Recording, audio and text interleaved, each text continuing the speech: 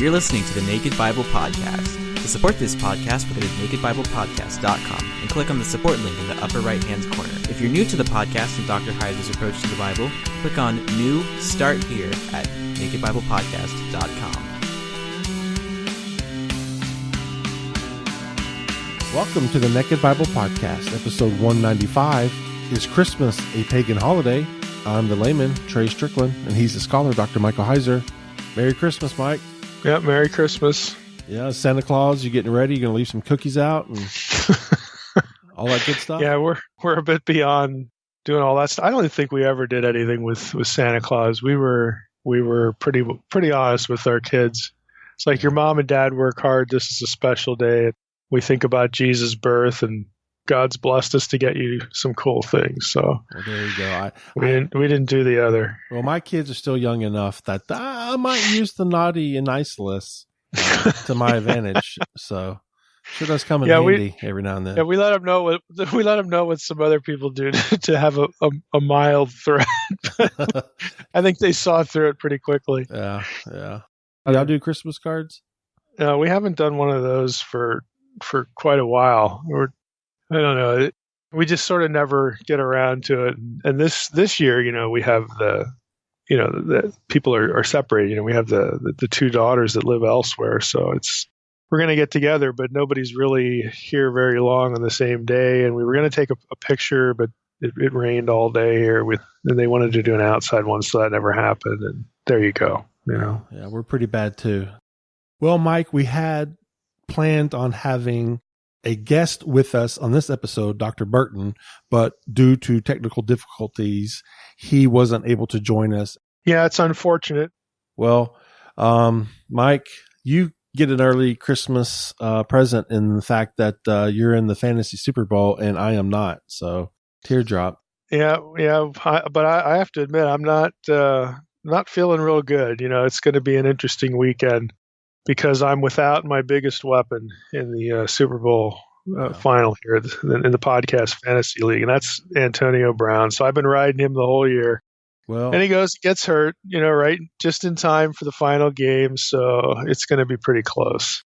Switching gears into a serious topic, we always that wasn't serious. Well, no, not serious enough, I guess. We're about to take it to an 11 right now in seriousness, because you always hear about Christmas being a pagan holiday, or, you get a lot of these holidays that us Christians celebrate and people accuse us of it's just a pagan holiday and whatnot. So I'm hoping you can bring clarity and set the record straight once and for all.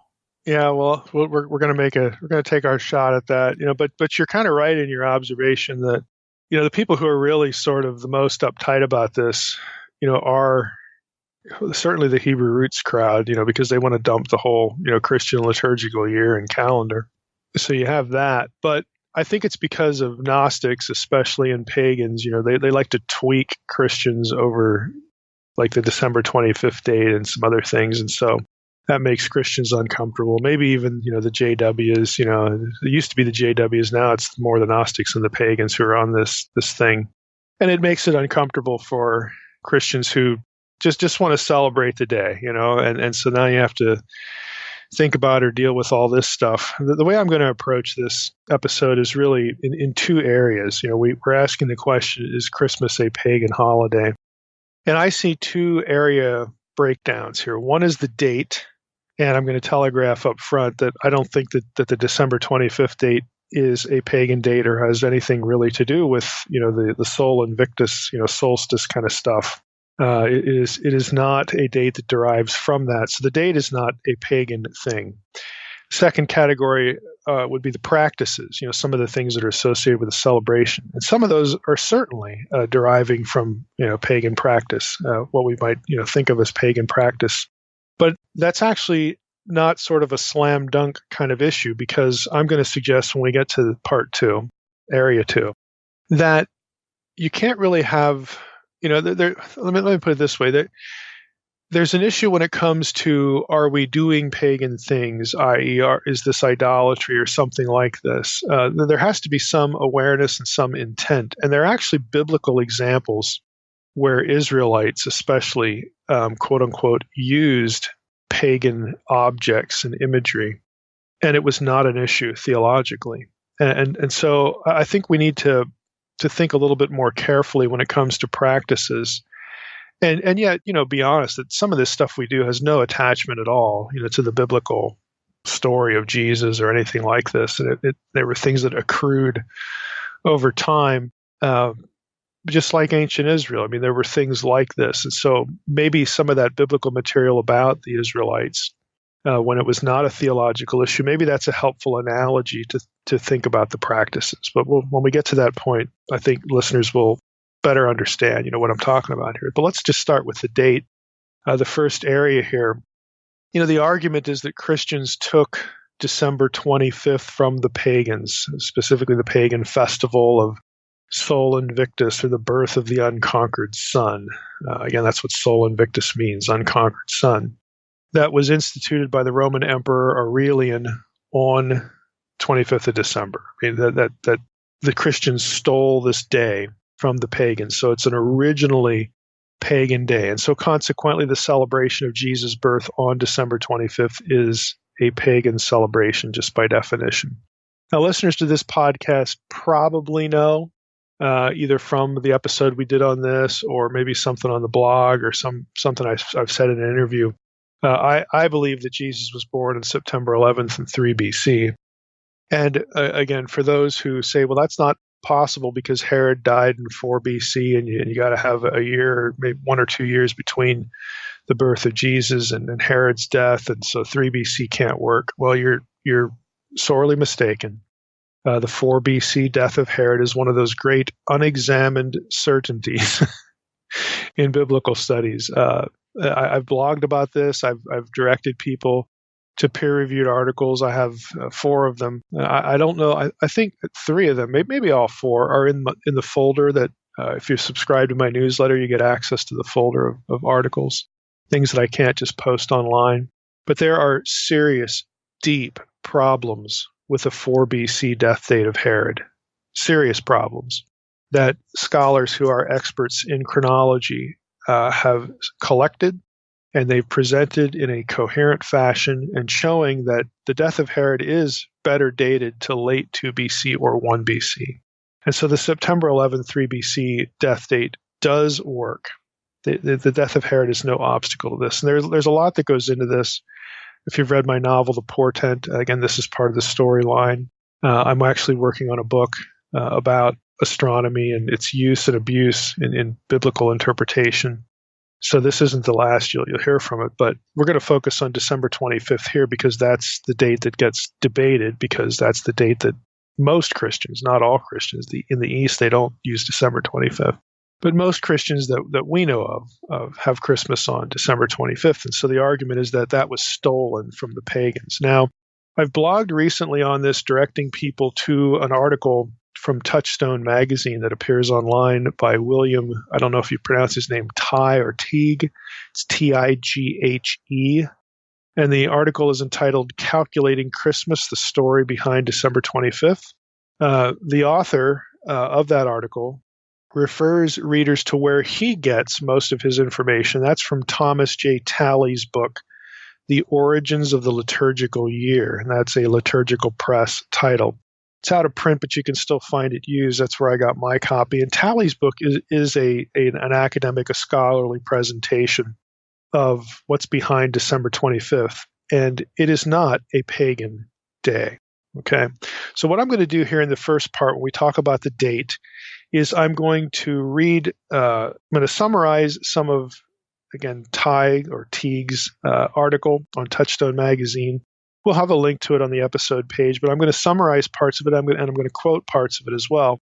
But realize that it's based on Talley's book, his much more detailed scholarly book. And specifically, if you get Talley's book from basically page 85 onward, and specifically page 91 onward, you get a more, again, academic presentation of what we're going to do here. So let's just start in with the web article here.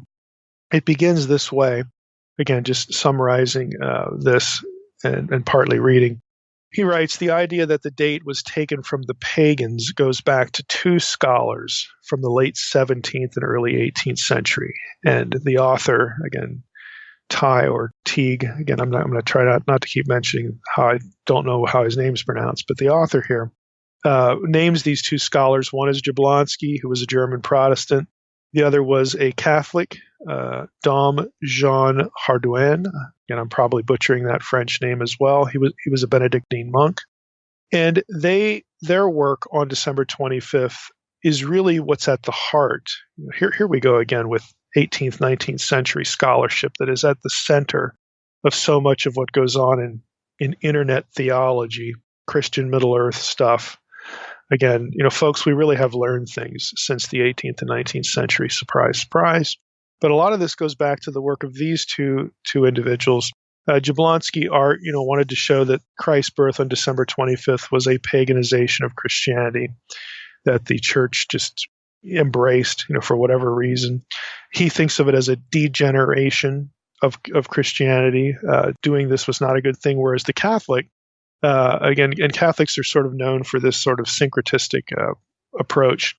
Hardouin tried to show that the Catholic Church adopted pagan festivals for Christian purposes. In other words, as an evangelistic tool to without paganizing the gospel. Now, the author of our internet article is going to object to this. He's just telling us that, hey, this idea that Christians stole the date comes from Jablonski and Hardouin, Protestants and the Catholic 17th, 18th centuries. There's 1700s, 1800s, and onward. So this is how he starts his article. This is where it comes from. Now, he writes elsewhere, in the Julian calendar created in 45 BC under Julius Caesar, the winter solstice fell on December 25th. And therefore, it seemed obvious to Jablonski and Hardouin that the day must have had a pagan significance before it had a Christian one. But in fact, the date had no religious significance in the Roman pagan festival calendar before Aurelian's time, nor did the cult of the sun play a prominent role in Rome before him. And that was a direct quote. So then he goes and he talks about Aurelian a little bit. There were two temples of the sun in Rome that were actually supposed to be maintained by the clan that Aurelian was part of. But it didn't have a direct December 25th attachment to that cult. Both of those cults of the sun fell into neglect in the 2nd century as a result of some different things going on religiously, specifically connected to Mithraism that became more popular than these cults of the sun. And back to the article, to quote again, he writes, as things actually happened, Aurelian, who ruled from 270 until his assassination in 275, was hostile to Christianity and appears to have promoted the establishment of the festival of the birth of the unconquered sun as a device to unify the various pagan cults of the Roman Empire around a commemoration of the annual rebirth of the sun.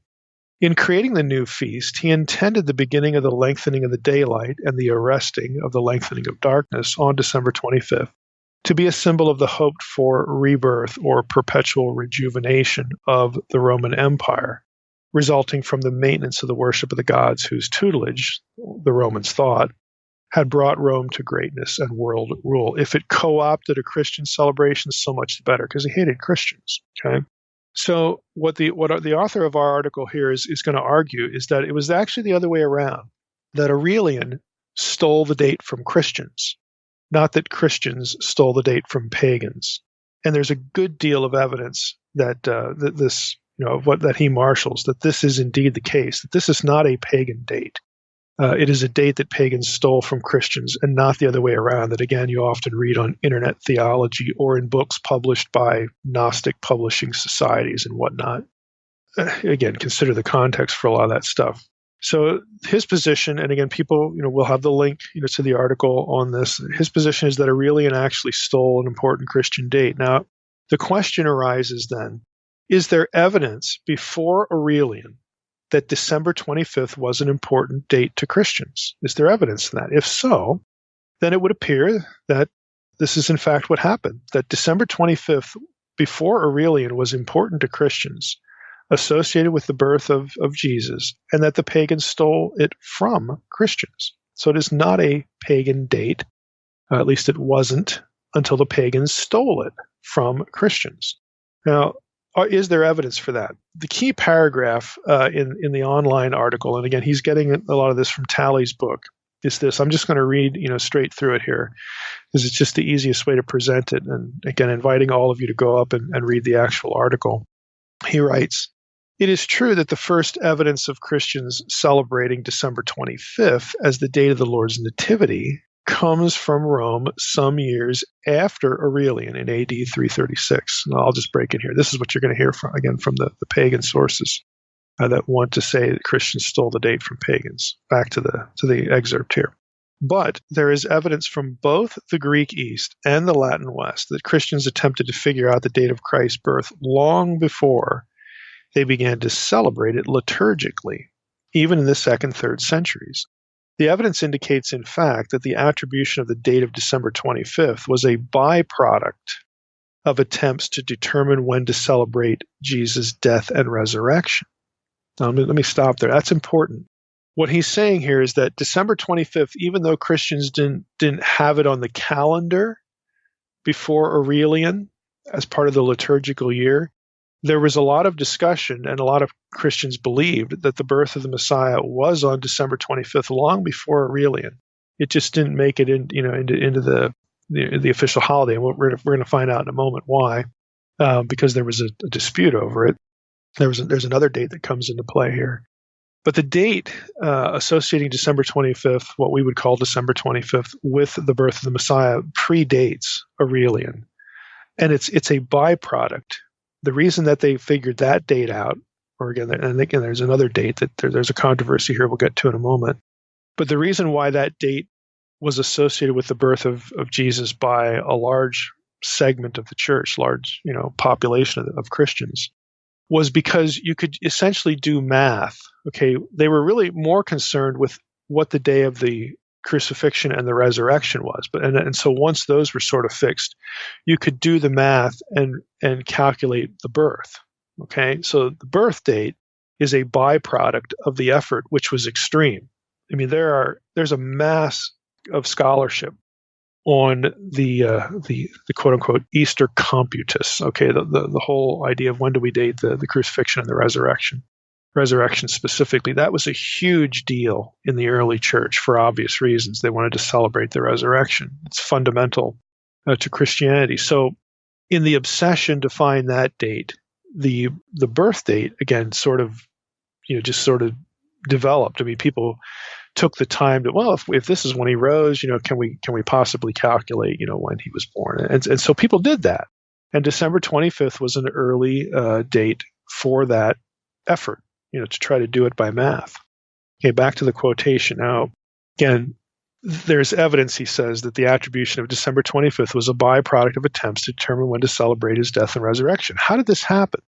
There's a seeming contradiction between the date of the Lord's death, as given in the Synoptic Gospels, that's Matthew, Mark, and Luke, and in John's Gospel. The Synoptics would appear to place it on Passover Day, after the Lord had celebrated the Passover meal on the preceding evening, and John on the eve of the Passover, just when the Passover lambs were being slaughtered in the Jerusalem temple for the feast that was to ensue after sunset on that day.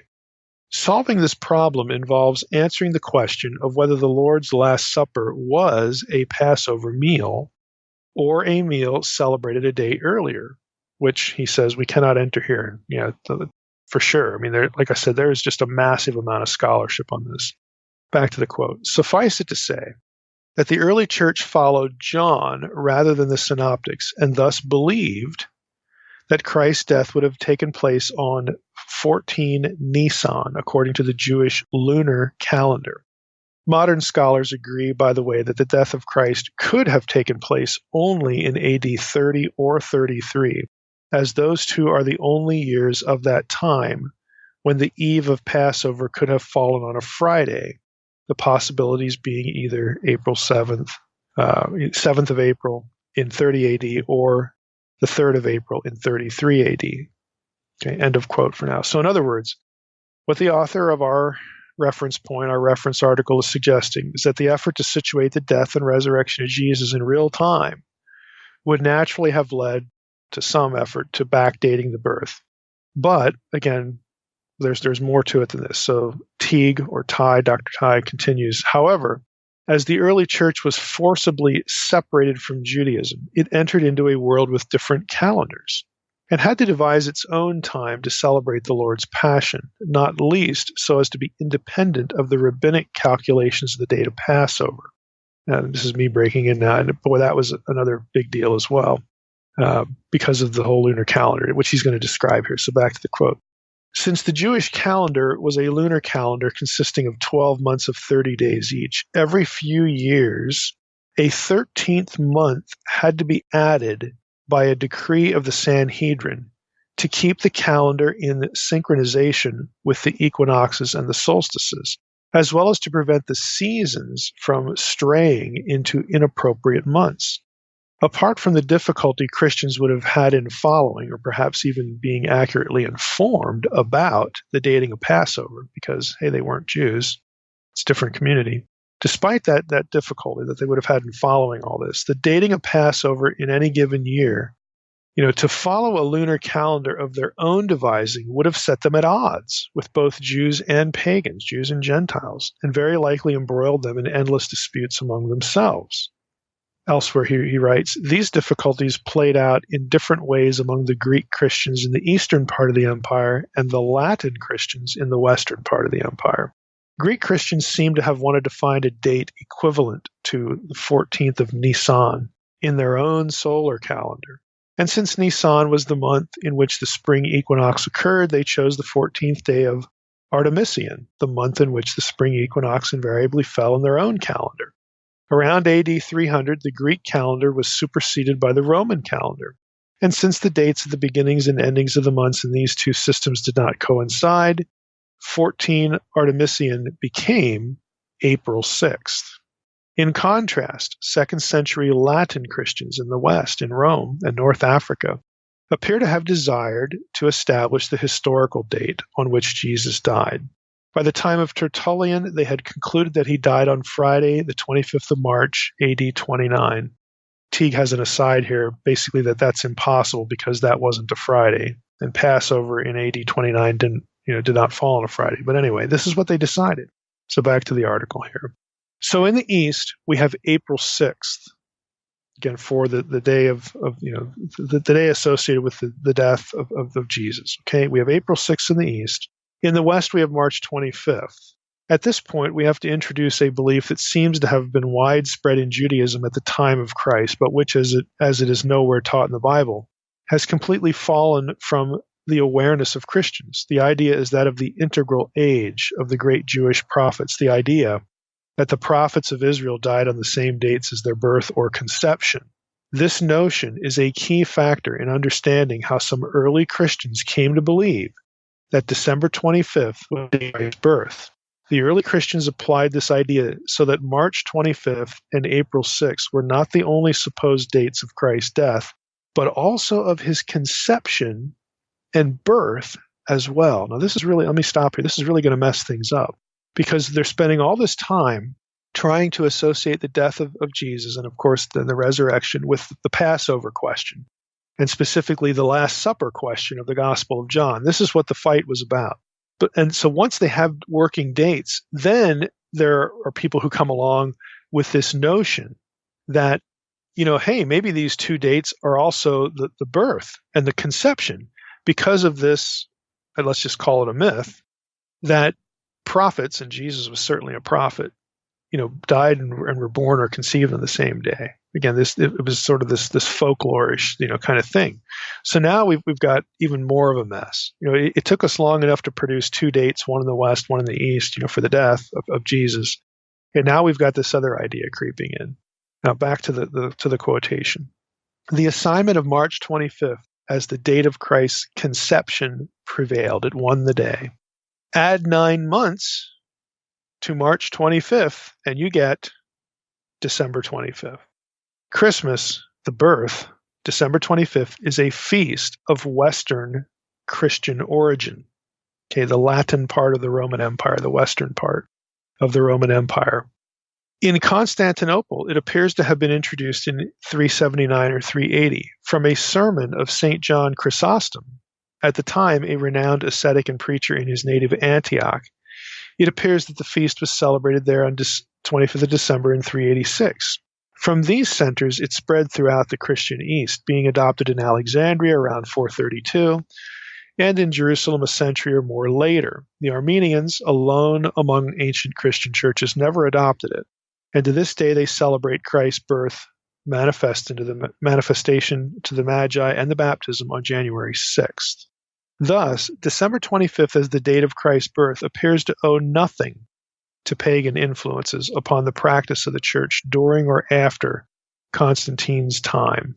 The pagan feast which the Emperor Aurelian instituted on that date in the year 274 was not only an effort to use the winter solstice to make a political statement, but also almost certainly an attempt to give a pagan significance to a date already of importance to Roman Christians. Again, it's math. They were fixated almost from the beginning, first century, with achieving the correct date for the death of the Messiah.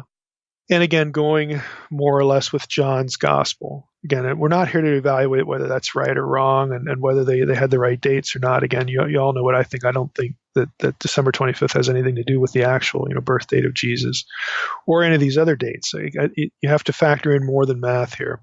And again, a little heads up here to novel readers of mine and again, those who are aware that I'm working on this other book with astronomy. When we talk about Jewish calendar here, we're talking about the calendar used in Jerusalem, Pharisees and Sadducees. That was not the only calendar. And in fact, that was viewed by the Qumran Essenes as being a human corruption. The Essenes actually attribute the Jerusalem calendar, the calendar of all Judaism that we're talking about here, to the Watchers. They think that again, they had their own calendar that was perfect. And so they believe that it came from the mind of God. I'm not going to get into the Qumran calendar here, but it was a 364-day calendar. What was perfect about it is that every Sabbath occurs on the same day.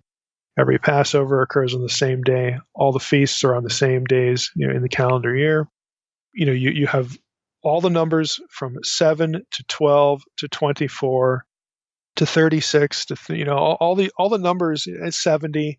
All of these numbers that we see in Scripture having apparent special significance are linked back into what the Qumran folks believed was the perfect mathematical calendar that derived from the laws of nature and the mind of God. You didn't need to invent a 13th month to find the date of Passover.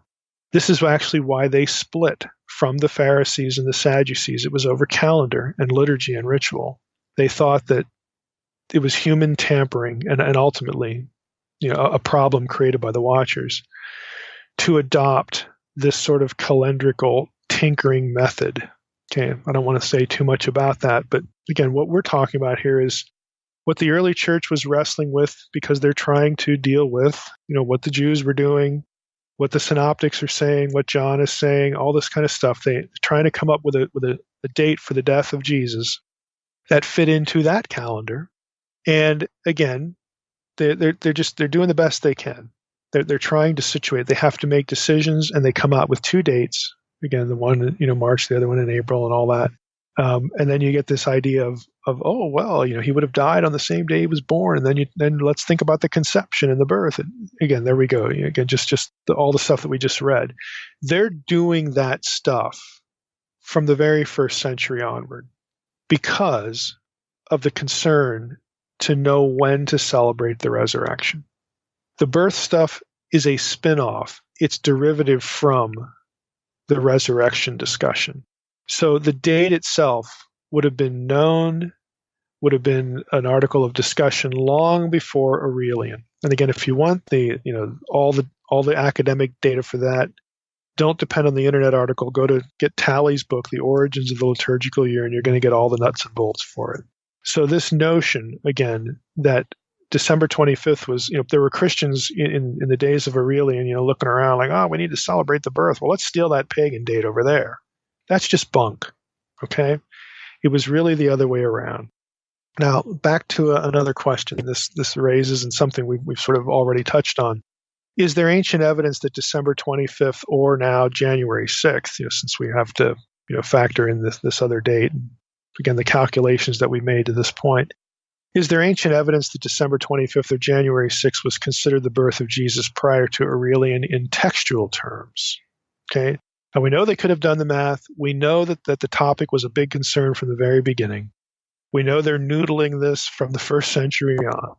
But is there textual data that predates Aurelian, to sort of back up this stuff? Well, let's take December 25th first. We're going to go back to January 6th. There's the text tradition of Hippolytus, specifically his commentary on Daniel, which Hippolytus lived in AD 170 to 240. So he is before Aurelian, okay? Hippolytus's commentary on Daniel, specifically Daniel 4:23, is one of the earliest witnesses to the December 25th tradition for Christ's birth. Again, he writes this, quote, "For the first advent of our Lord in the flesh, when he was born in Bethlehem, 8 days before the calends of January," which is December 25th. I know it sounds weird, but just go with me here. And if you want all the dates and the details, Talley's book, and you could also look at books on ancient calendar like Beckwith. Start over again. "For the first advent of our Lord in the flesh, when he was born in Bethlehem, 8 days before the calends of January, December 25th, the 4th day of the week, Wednesday, while Augustus was in his 42nd year," that would be 2 or 3 BC, "but from Adam, 5,500 years, so on and so forth." So this quote is situating the advent, the birth of Jesus in Bethlehem to December 25th, and then they're aligning it with these other things. Augustus's years from Adam, all that kind of stuff. So this is Hippolytus. Hippolytus is, almost a century before Aurelian. So there you go. I mean, you have people discussing it. What about the January 6th date? Now, this is the one used in the Eastern Church. This is from Beckwith's book, Calendar and Chronology, Jewish and Christian. It's a Brill title, 2001, pages 72 to 74. I'm going to read it because not only do we have evidence for a birth of Jesus associated with December 25th prior to Aurelian, we also have textual evidence for the January 6th one in the Eastern Church. So this tells you that Christians in both parts of the empire have already, pun intended, they've already done the math. They've already been thinking about this long before Aurelian and associating a particular date with the birth of the Messiah. Okay, it just happens that the dates differed in the West and the East. So here's Beckwith. "The other date for Christ's nativity, however, can be traced back with greater certainty behind, it's even earlier than Hippolytus, to Clement of Alexandria, who before the year 200 dates Christ's nativity on January 6th. This is over a century before any festival of the Nativity on January 6th is recorded." Now, let me stop there. Did you catch that line? They had fixed the date of the Nativity, the birth of Jesus, a century before they ever bothered celebrating it. The same thing is true with December 25th. If you remember earlier in the episode, I read something from the internet article about pagans like to point to certain dates as the first textual reference to the celebration of Christmas, celebration of December 25, for Christmas. Big whoop. Okay, they knew the math before they ever started celebrating it, and the math is much older than Aurelian. December 25th is not a pagan date.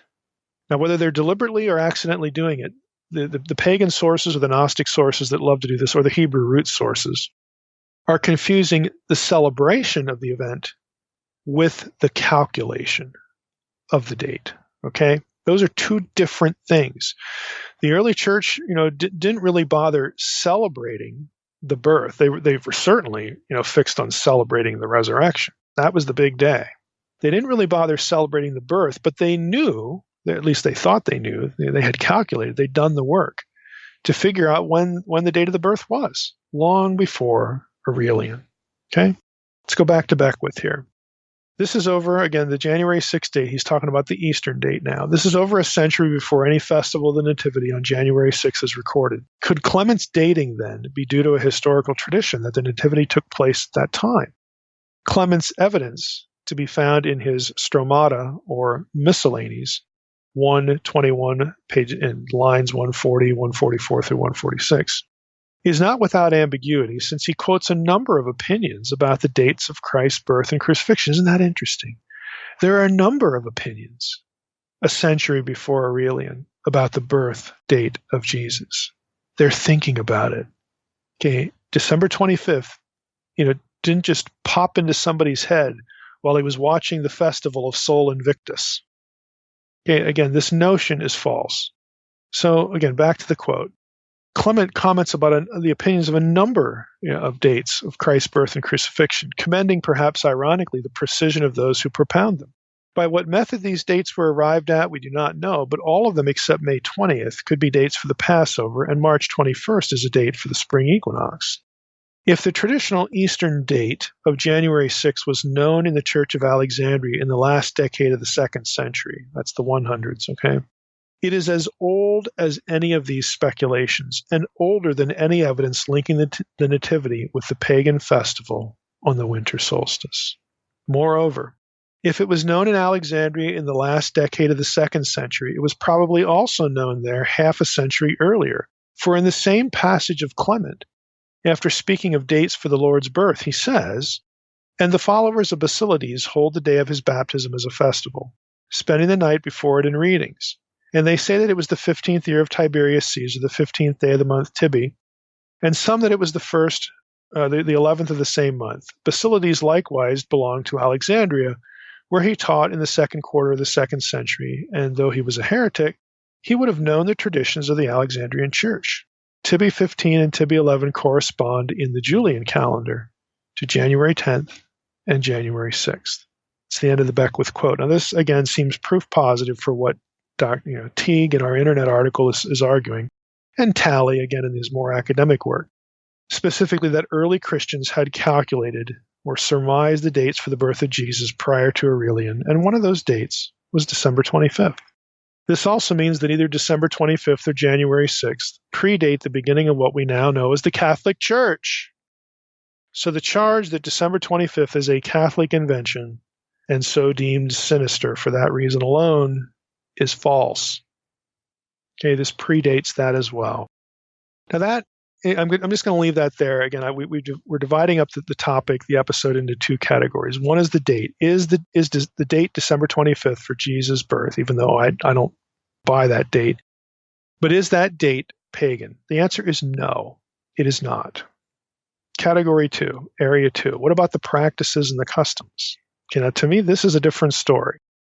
Now, you've got trees, you've got the gift giving, you've got Santa Claus, all this kind of stuff. I mean, none of these has a direct, biblical attachment. There are ways that people have tried to take the Bible and sort of, baptized these things as though they were parts of Christian tradition. But that, again, there's no evidence for that.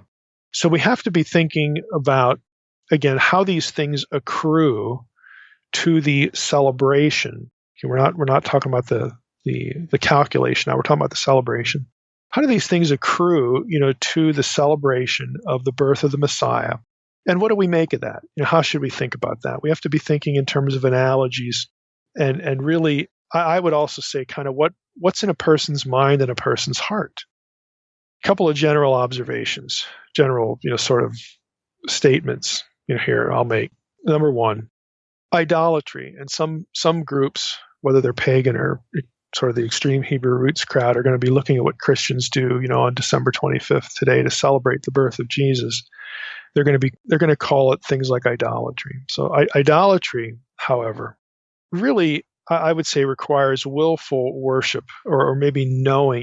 You kind of know what you're doing. I'm doing this thing as an act of worship. Even if you don't really know why you're doing it, the legacy of it, the history of it. If you think that putting that tree in your living room or whatever is somehow an act of worship, well, then we might have a problem here because of its association. I've never actually met a person who thinks that putting up a Christmas tree is an act of worship. It's just something you do. It's cultural. So there's an issue here. Are we looking at the tree thing or any of these other things as acts of worship? That's one facet of the discussion. There are other ones that we'll get to, obviously. So I would be concerned, if people were thinking that. I would be concerned with, just broadly speaking, again, that doing things like putting up a Christmas tree results in you losing, to use the cliche, losing the reason for the season. And that, of course, is the birth of Jesus. And I think that's a problem because of the commercialism and the trappings of it. Again, I actually think that's more serious than any of this, this is pagan kind of stuff. So that's one thought. This whole idolatry thing, it requires, some knowledge, it requires some intent, it requires, some linking of it to worship, that sort of thing. Second thought, when it comes to images or objects, an idea like there's an evil pagan association is also subjective to some degree. That is, a factor in its illegitimacy or permissibility is to some extent dependent on the response of the viewer or the participant. Now, there are some classic examples of this actually in the Old Testament of what I'm talking about here. Some are positive, there's at least one negative, but let's just jump into a couple of them. Let's start with the relevant commands in Exodus 20. This is part of the Ten Commandments. It's going to sound familiar. So Exodus 20, verses 3 through 6. You shall have no other gods before me. You shall not make for yourself a carved image, or any likeness of anything that is in heaven above, or that is in the earth beneath, or that is in the water under the earth. You shall not bow down to them or serve them, for I, the Lord your God, am a jealous God, visiting the iniquity of the fathers on the children, to the third and fourth generations of those who hate me, but showing steadfast love to thousands of those who love me and keep my commandments. Now, don't make yourself a graven image of any likeness of anything that's in heaven above, earth beneath, or the water under the earth. This is the three-tiered cosmology we've talked about a number of times here. Again, this whole, ancient Israelite cosmology, it's here mentioned in Exodus 20. It's outlined. Heaven above, earth, then beneath the earth, all that stuff. Now, we learn from this passage in Exodus 20, we learn a certain thing here that I think gets missed here. We learn that images alone are not the issue. It's bowing down to them. It's offering them worship. That's the problem. How do we know that? Well, because God instructed Moses and Israel to make images of heavenly things and even earthly things for use in the tabernacle and the temple. God told them to do that after issuing this command. Classic example is the cherubim. The cherubim are clearly drawn artistically and even the term etymologically from pagan culture. Conceptually, scholars have argued for the Ark of the Covenant being really, and frankly, it is pretty much the spitting image of an Egyptian palanquin. And then they argue that the cherubim are essentially, Israelite versions of the winged goddesses Isis and Nephthys. If you know what a palanquin is, it's a box. It's like, I hate to say it this way, but it's like the ark. It's a box with a lid. On the sides of it, the two long ends, you'll often find an image of Isis and an image of Nephthys on these two goddesses. They were protective of the content of the ark, and Egyptians would often put idols of the deity inside the ark, and then they'd carry it around to different locations and do this or that, in festivals and whatnot. So there are some scholars who would say, well, this is kind of obvious. Moses in Egyptian context, makes this box. He's seen this before. I mean, they don't put idols in it, but they put the tablets of stone and Aaron's rod, all that kind of stuff. And it's mobile. You carry it around. It's got the winged cherubim, not on the two sides, but on the top, and they face each other. All this stuff. Well, let's just, for the sake of argument, let's just say that some of that, something there, is relevant to the construction of the ark, because it's kind of hard to argue that has nothing to do with it, to be honest. That there's some sort of cultural linkage with protective divine beings over a sacred presence, because inside the ark was supposed to be the presence of God. When you transported it, that's where the presence was attached to, if we want to use this language. And the cherubim are protective deities, and some would say this is the Egyptian context is very evident here. I would agree with that, but we also have the issue, or in some cases, some would say the problem, that cherubim is not an Egyptian term. Cherubim is an Akkadian term. It comes from Mesopotamia. The Caribou. These are divine guardians of sacred presence. It's the same thing. It's just not. We have a Mesopotamian element. We have an Egyptian element, and this, I think, gets us into the authorship of the Torah, the editing of the Torah. We're not going to rabbit trail there, but either way, you have two divine beings, divine objects that come from pagan art, pagan practice, pagan cultural trappings that are used in Israelite religion. And God is okay with it. God tells them to build this. Now, why is this okay in light of the commandments in Exodus 20? Because you don't bow down to the cherubim. You're not bowing down to the object of the ark. You're worshiping in your heart and in your mind the presence, the God of Israel, the trappings, which incidentally, the God of Israel told you to make. Okay, sidebar there. But the trappings are not the issue. Okay, they are not objects of worship. You have not violated. God didn't violate his own command when he told them to make this. When the Israelites, carry this thing around, when they attach significance to it, they're not violating the commands. Why? Because they're not bowing down to the objects. They're not bowing down to the cherubim. They are worshiping in their heart and in their mind the presence associated with this thing, the God of Israel himself. It's a heart, thought, intent issue. Now, again, I think you can sort of see the point here, at least I hope. Is this analogous to things like Christmas trees? Well, in short, the honest answer is that it could be. If someone's thinking of a tree as representing a pagan deity, it would be easy to say, don't use them. I mean, and you could have this situation. I'll grant it. I mean, people in modern times, maybe you have a former pagan. Maybe they read lots of theosophical books or Gnostic books or, whatever, and they just can't help in their heart and in their mind to associate this object with a pagan deity or something, a pagan object. Well, then it's really good for them to not have one in their home. It's really good for them and for other people to have that conversation. Maybe you would want to take down, your Christmas tree or not have one if somebody who married into your family really has this problem. That's what you do for the weaker brother. This is a principle of Christian liberty that I don't know how this stuff gets lost in this discussion, but it often does. Paul was willing to give up things that were perfectly fine out of deference and love for a weaker brother, someone that just, this was a struggle. He was perfectly willing to not eat meat, to not do X, Y, or Z, to be a help. Now, the flip side of this is you have people who are professional weaker brothers.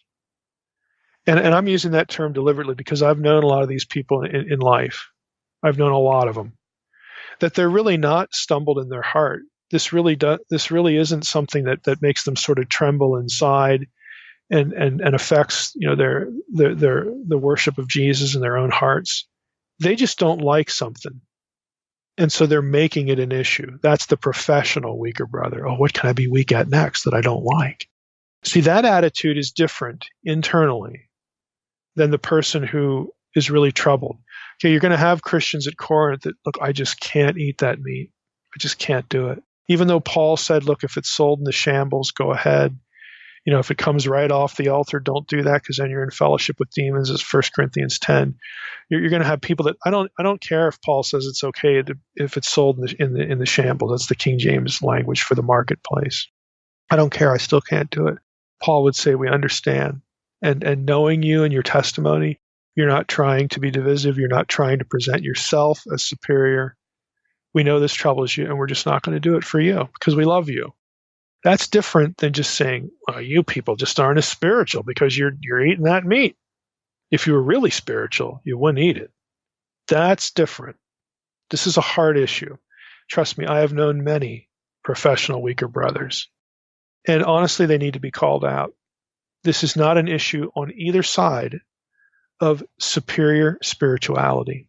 This is an issue of the heart. This is an issue of humility, of fear and trembling in your own relationship with the Lord. If this really genuinely troubles you, you need to tell your brother who can do this, who isn't troubled, who doesn't have these associations. You need to have that conversation. And that brother should, out of love for you, do what they can to remove the obstacle. But again, typically that isn't the way things function, in church or even in Christian relationships. We want to sort of joust for superior spirituality. And we want to sort of forcibly educate the weak. That is not Paul's attitude. It's not Paul's attitude. Now, what Paul did was he made it known to both groups where he was at. He made it very known because he wrote the 1 Corinthian epistle that, you know what? I can eat the meat. I really can. Doesn't bother me. I'm not worshiping, flunkies here. I can do it, but I want you all to know that I will give it up if it's a genuine help to someone who stumbles. That is the right attitude. He doesn't forcibly educate the weak, okay, and he doesn't endorse the professional weaker brother. Now, back to our topic here. Sorry for the little sermonic rabbit trail. But I think, again, some of this is really analogous, to what, we're looking at here with some of the practices of the celebration of Christmas. Now, admittedly, this might be an unlikely circumstance.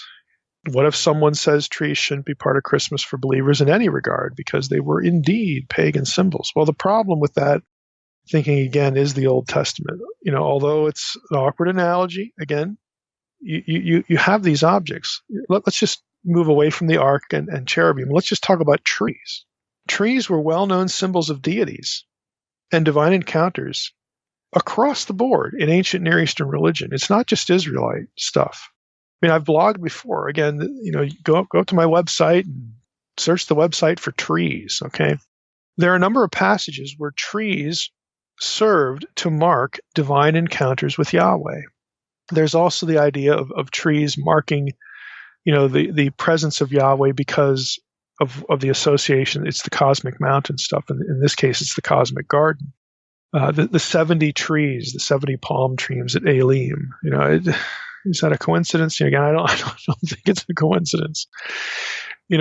Why? Because trees mark paradise. They mark oases. And in an arid culture, these were wonderful places. Of course, we would associate wonderful places with the places where God would dwell and God would meet with people. This is why they planted trees. It's why they buried, their dead next to, trees, because, this is where the Lord is. We want our dead to be with the Lord. We've talked about these things earlier on the podcast. We've done episodes about sacred trees. I've blogged about sacred trees. The fact of the matter is, Israel was not alone here. There were other cultures, other religions that viewed trees as sacred. It could be a symbol of life, a symbol of paradise, a symbol of where the divine world is, marking divine encounter. That wasn't just Israel. It was, other cultures as well. Now, it also had a negative association when Israelites, would look at not trees like that the Canaanites would use, like if they're talking about the tree of life, okay, we get that. We think your gods are flunkies. We're not worshiping Baal or whatever, but we understand the concept. They would outwardly reject, though, fertility rites that would be associated with groves, Asherah poles, Asherah trees. Again, so there's a bit of a sort of a neutral and then a very negative thing going on here. But the fact of the matter is, just to focus our attention here, trees were sacred across the world, really basically from the beginning of historical time. They just were. And so that includes the Old Testament. It includes patriarchal religion. Patriarchs were not pagans, okay? Abraham was not a pagan. Isaac and Jacob were not pagans. Joshua wasn't a pagan, but nevertheless, you have this association with their divine encounters with, locations that are marked later on by trees. Now, what they also would do is they would erect matzebot. These are stone pillars, okay? They would do this as well. And sometimes, there are instances where the stone pillar was sort of a stand-in for a tree and all that kind of stuff. But again, they would do this. Standing stones are sacred pillars across the board used in pagan religion. You can think of Stonehenge and dolmens and stuff like that for a more modern example, or at least a less ancient example. Across the board, stone pillars were used in pagan religions for religious purposes.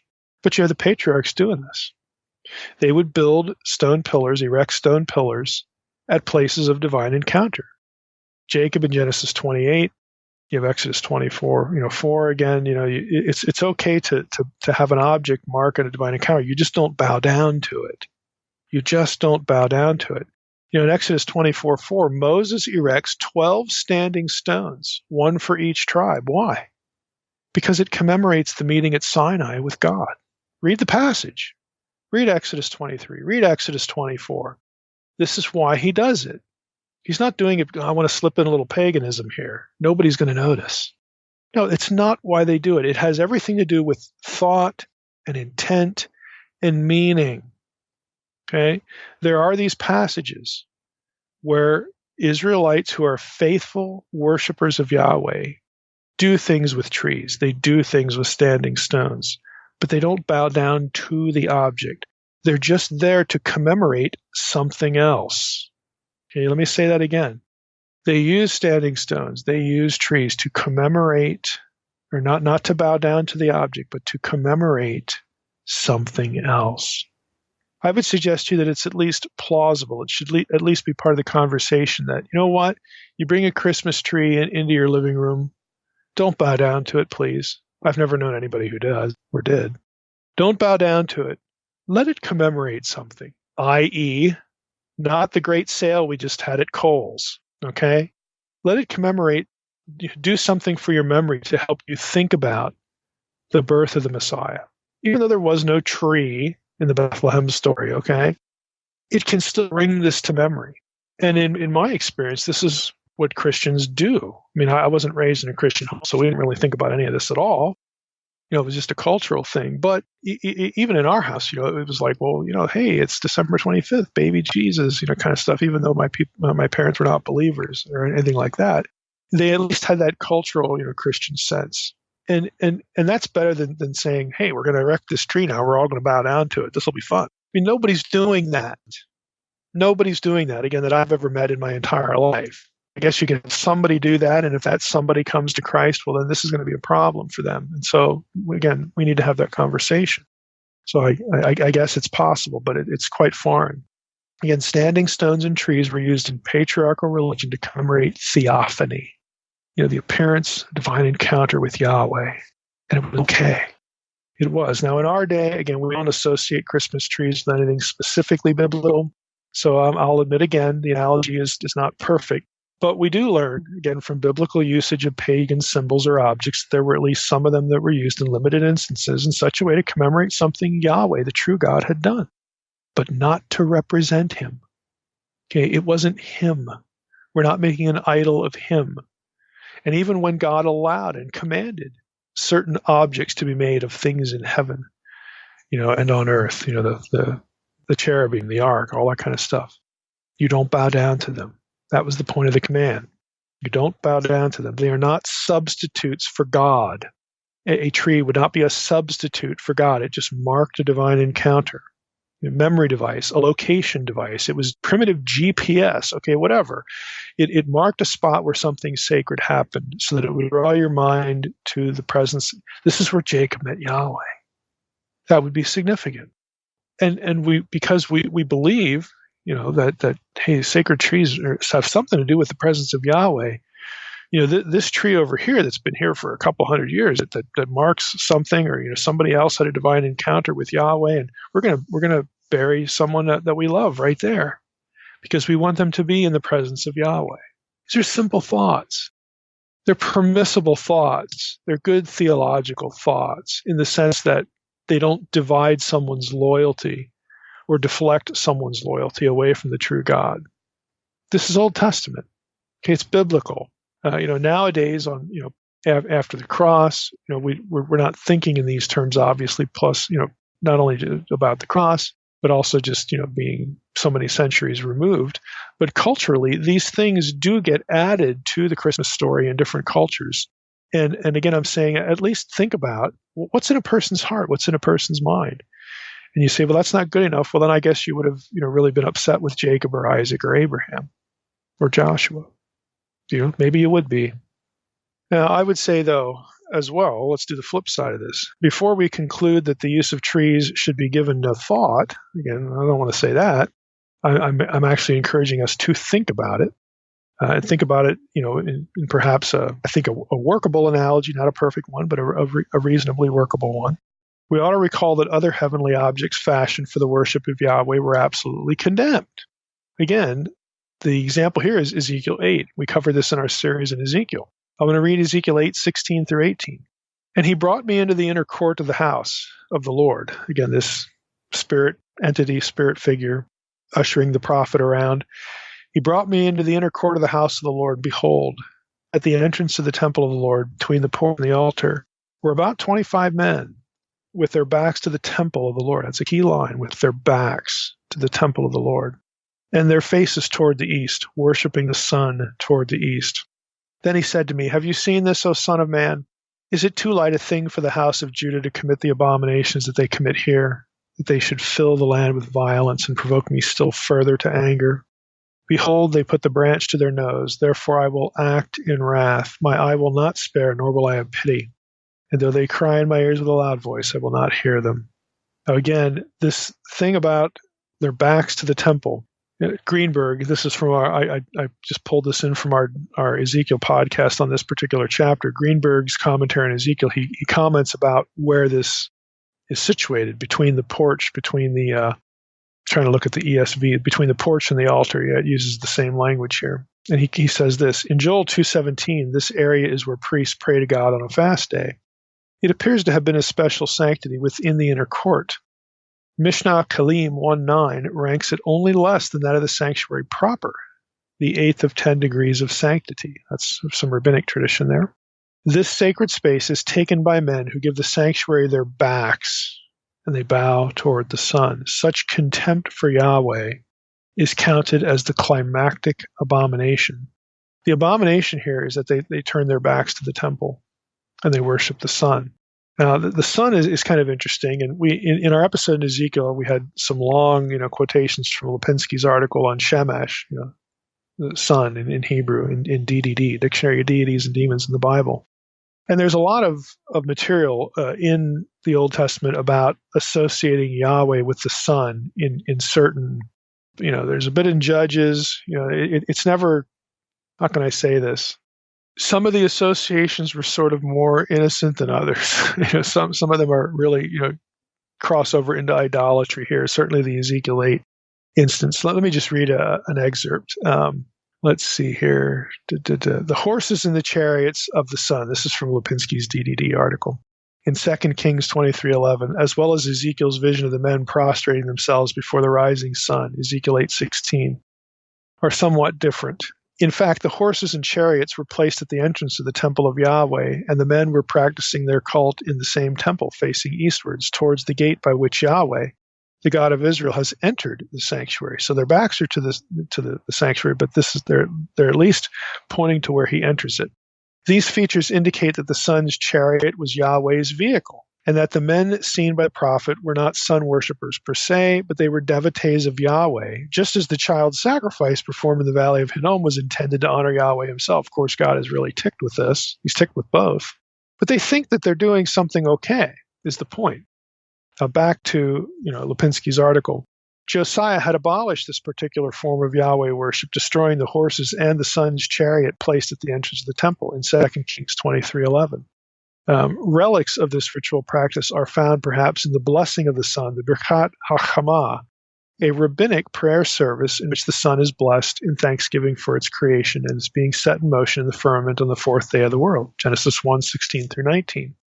The ceremony is held once every 28 years, so on and so forth. So Lipinski's saying, and even in rabbinic literature, we see a little bit something like this. He writes about, again, this rabbinic ceremony. The blessing starts with Psalm 84:12, where the psalmist states blandly that Yahweh is sun and cover, an antithetic image that suggests the sunlight granted by the Lord and the protection he provides against heat. It contains Psalm 19 that preserves a fragment of an old hymn to the sun. It ends with Isaiah 30:26. The light of the sun shall be sevenfold as the light of the 7 days. Lipinski adds, there can be little doubt that the sun was conceived in biblical times as a vivid symbol of Yahweh's glory. Yahweh's coming is described already in Deuteronomy 33:2 and Habakkuk 3:3 and 4 as the rising of the sun.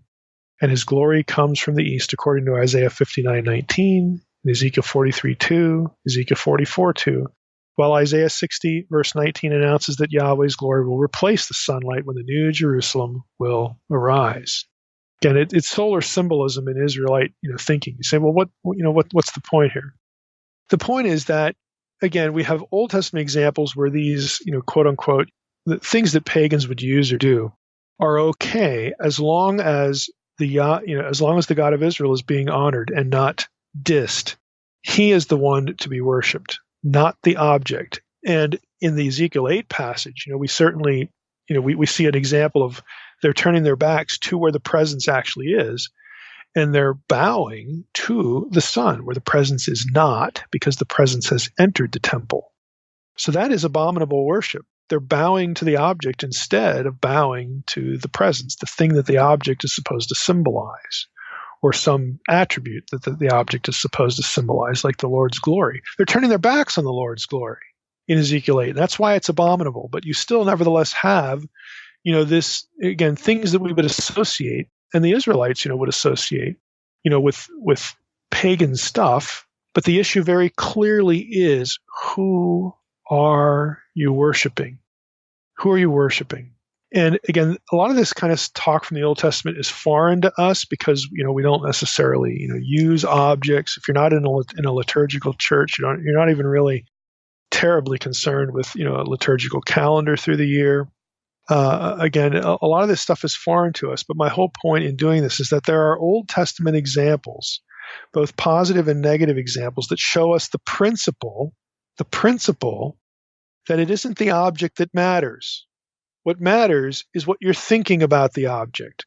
What matters is, are you worshiping the object instead of the thing it's supposed to remind you of that's worthy of worship?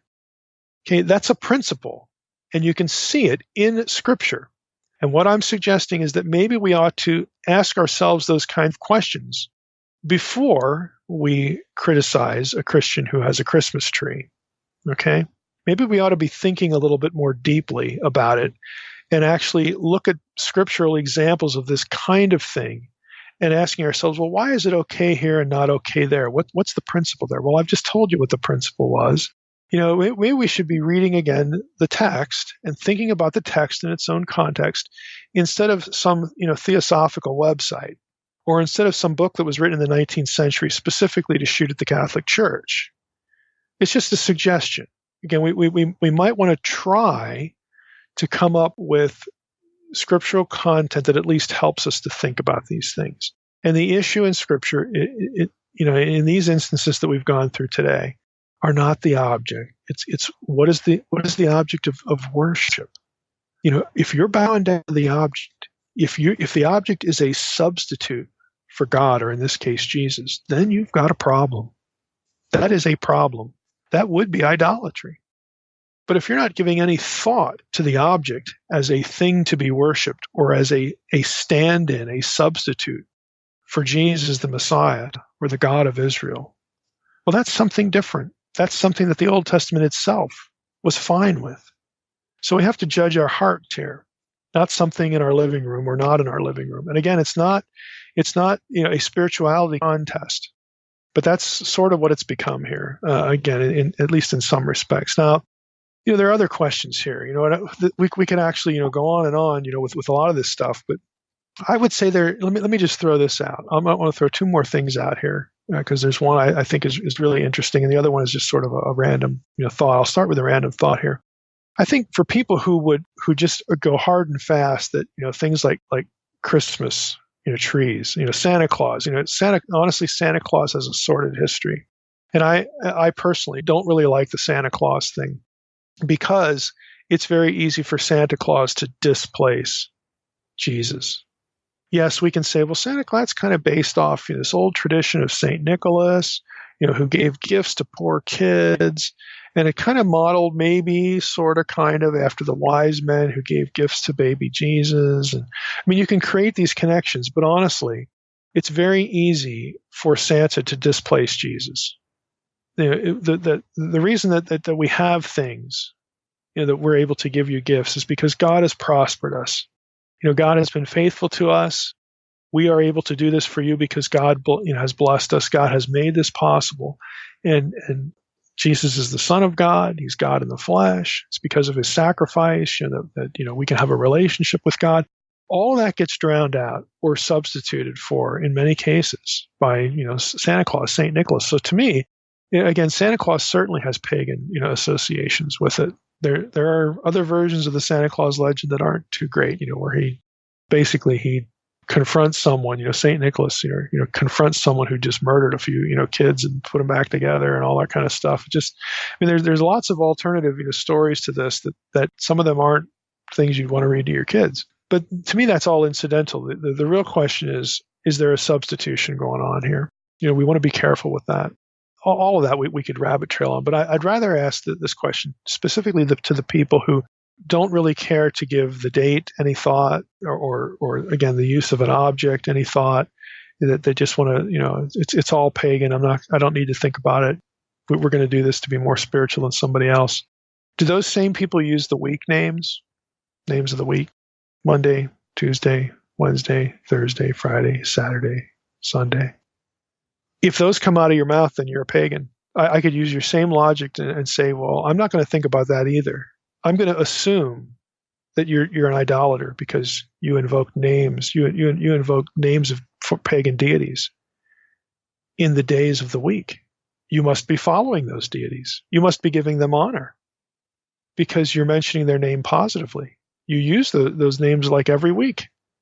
You must be really attached to those names. I bet you mention those names more than you say Jesus. I mean, I could do ridiculous stuff like that to point out the inconsistency. These are cultural trappings. How about, do you use the month names in the Hebrew Bible for the months? We use the biblical names. We're not using Jupiter. We're not invoking him, June or Juno or July or Mars, or we're not doing this thing. Associating our month names with pagan deities. We're more spiritual. We're using Nisan and some of these other Jewish names. Great. They come from Babylon. The Jewish month names are Babylonian. Again, there are just things like this that it gets silly pretty fast. And you can make it kind of absurd pretty fast if you want to press people for consistency. But instead of doing that, again, we need to be thinking about, are you completely substituting, again, what should be the object of worship for something else? That is a more fundamental question that gets to the heart of these sort of awful buzzwords like idolatry. It's really a matter of the heart, where your heart and your mind is focused. Because again, look at what the Old Testament analogies are. They're using certain objects. They're doing these things. They are part of the trappings of Israelite worship. But God doesn't condemn them if those objects are not being bowed down to, and he is not being removed or disrespected. In other words, he retains the central place, the exclusive place of worship. That's the better discussion to have, rather than, again, silliness like this topic often turns into, because I can turn it on its head and go after, the paganists, okay, and show all sorts of inconsistencies with the way they live their own lives, even down to using Hebrew terms that, in the case of the calendar, have a deep association with Babylon. I could do that, and it would be just as silly on my part to do it. Of course, they're not idolaters, okay, but these things largely don't even get thought about. Consistency is never really on the radar, in what we're doing. It's a spirituality contest. The last thing I want to mention is an article by Aaron Gleason. Aaron is one of those who have been participating and doing some research for Divine Council stuff in Church Fathers, and he's a writer. He writes online. In this case, it's for the Federalist, thefederalist.com.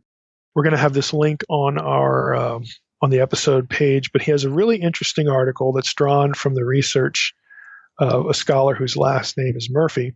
The article is entitled How Christmas Baptizes Norse Mythology into Powerful Christian Archetypes. Now, I want to read parts of this just to make the point that he's making. The early church did do syncretistic things, and we, because of books like maybe Hislop, again, that's back to the 19th century stuff, that, again, really isn't thought through very well.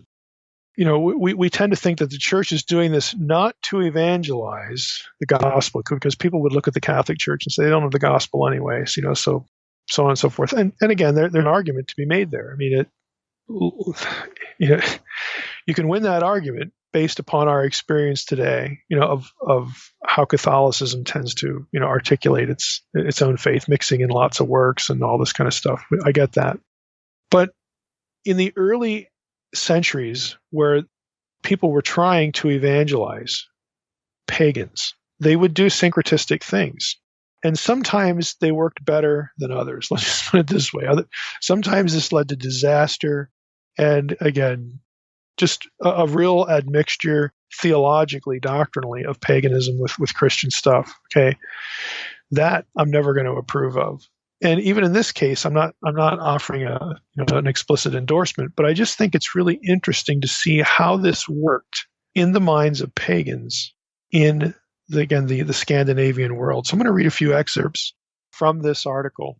And if you've seen the Thor movie, some of this is going to sound familiar, but please don't get distracted by Hollywood because they ruin some of the imagery here. But okay, jumping into Gleason's article here, he says, the Christmas tree is a perfect symbol of Christian theology. This is his argument. It depicts the complete good news of Christ. But to see this, we would need to understand what the tree means and where it comes from.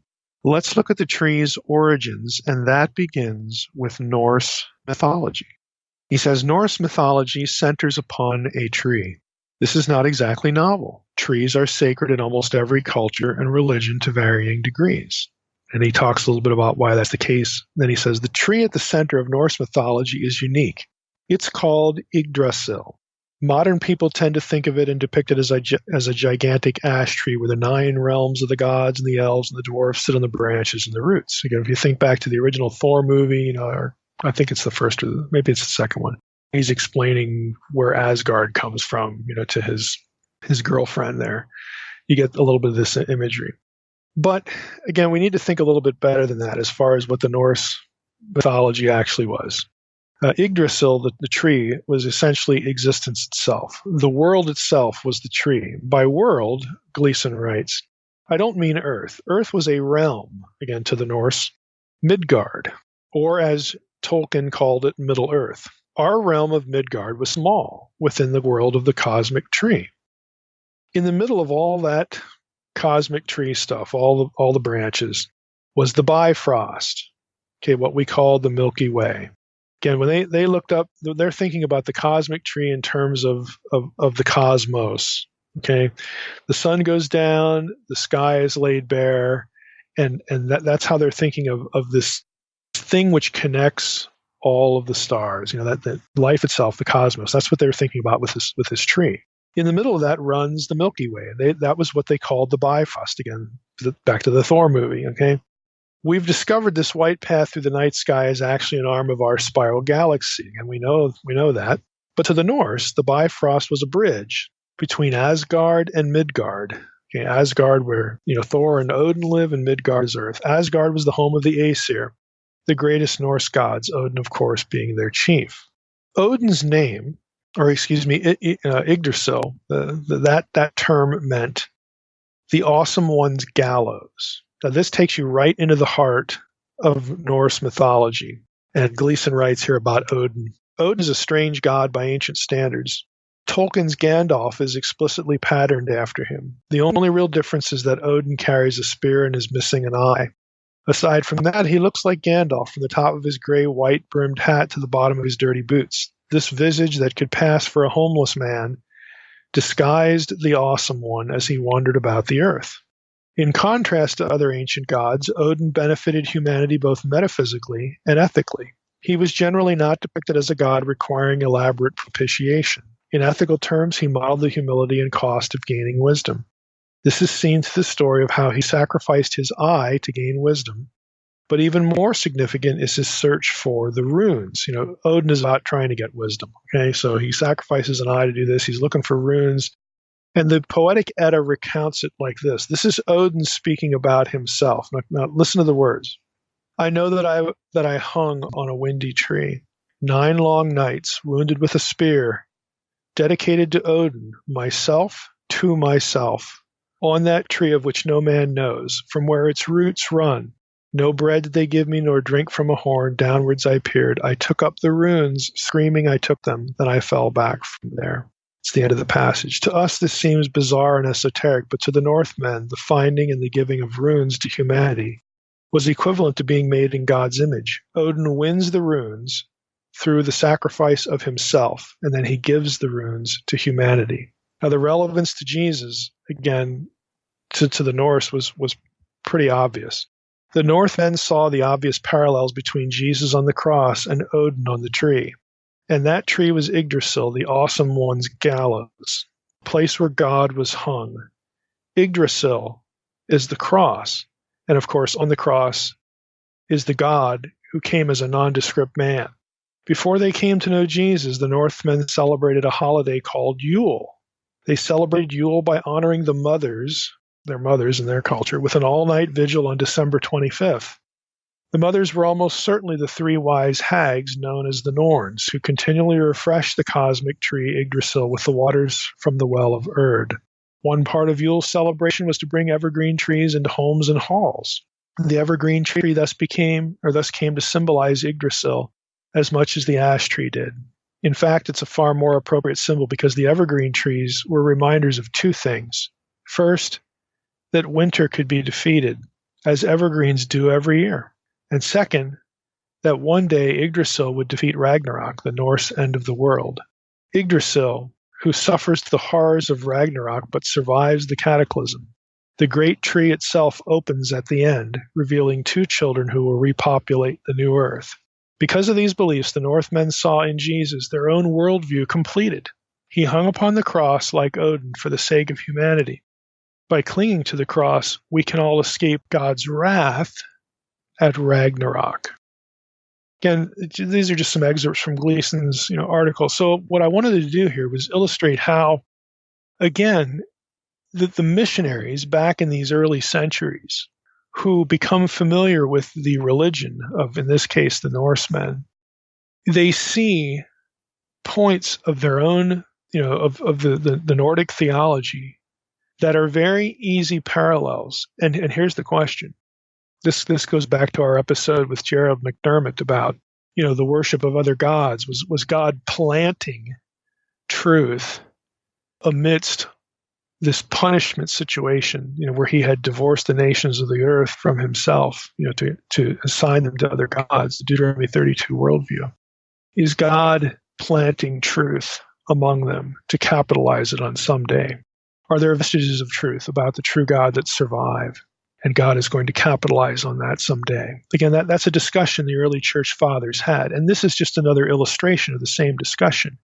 Are these elements in Nordic religion, are they vestiges of ideas that God knew would mean something to them in a foundational way, really in an evangelistic way sometime in the future? Again, that was a discussion that academics have today. It was a discussion early church missionaries had, early church writers had. It's a discussion that missionaries to the Nordic people had as well. And they saw in these things opportunity to bridge to truth. So they weren't looking for opportunities to take truth and become more pagan. It wasn't always an issue of palatability. In some cases, there were real bridges, there were real analogies to build on here to get people to believe, and specifically to believe that, that thing that you believe about Odin hanging on a tree, well, that actually happened in real time. There was a God-man who actually hung on a tree and died for you.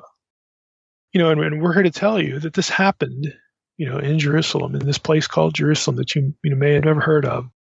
And centuries ago, we have our message because it was taught to us over the generations from eyewitnesses to this event.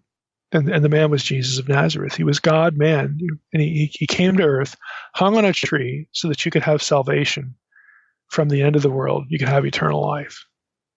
So again, I bring up the example, not only because it's really interesting, it's really fascinating, but also to make the point that these things should not be caricatured.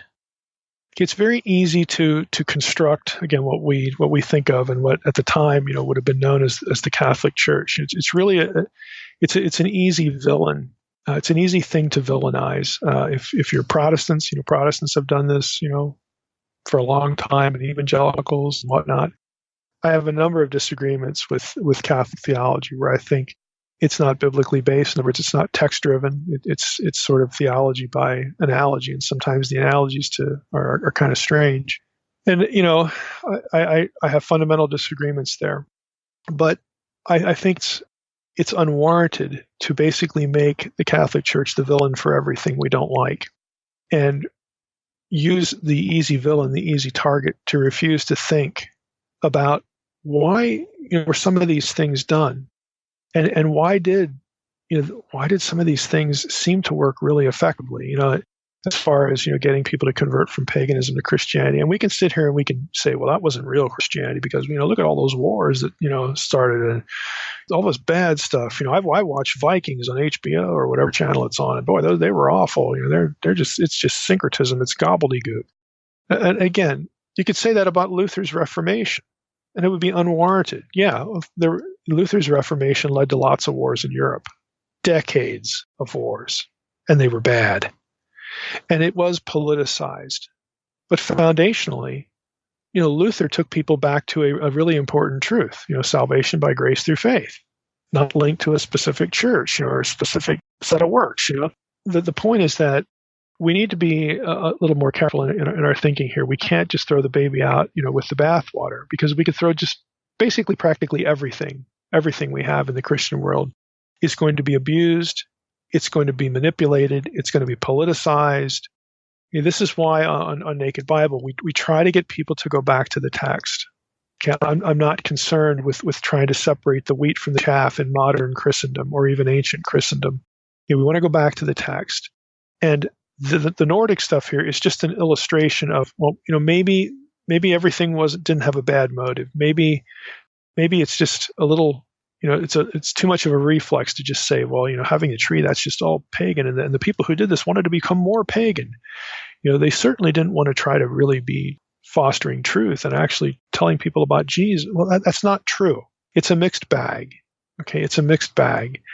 But what we ought to really have our focus on this topic and really any other topic is how can we look at Scripture and think better about the topic. And so in this episode, to wrap up, we've tried to approach is Christmas a pagan holiday in two ways. One was the date, and again, the calculation of the date and the date itself, December 25th, even though I don't think that's when Jesus was born. That is not a pagan date.